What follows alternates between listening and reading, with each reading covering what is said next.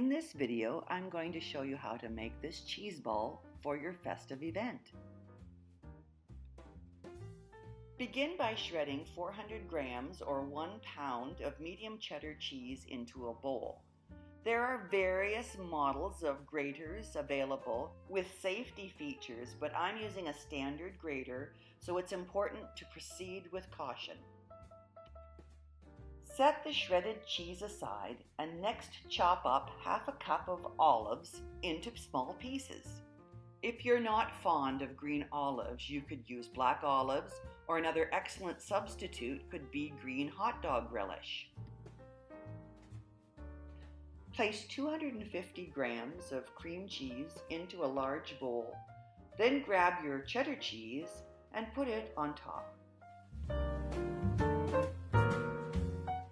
Next, add 1/3 of a cup of mayonnaise into the bowl, followed by 3 tablespoons of Worcestershire sauce, a 1/4 teaspoon of celery salt, a 1/4 teaspoon of onion salt, and 1/8 teaspoon of garlic salt. Now grab the olives you chopped up earlier and place them on top of everything. Now that everything is in the bowl, you can start mixing them together. I prefer to use my hands to ensure that all the ingredients are well distributed. Now that all the ingredients are well mixed, we're going to start gathering it all up and start to form it into a ball. Pick it up in your hands and just gently sway it back and forth, pushing, patting, and forming it so that it won't fall apart when you place it on your dish. You might find it quite sticky. Just keep working it and patting it until you're satisfied with the shape of your cheese ball.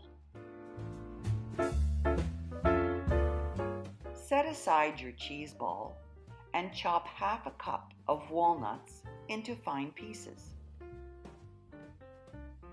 A coating of chopped walnuts will not only give your cheese ball stability, but more importantly, a great taste.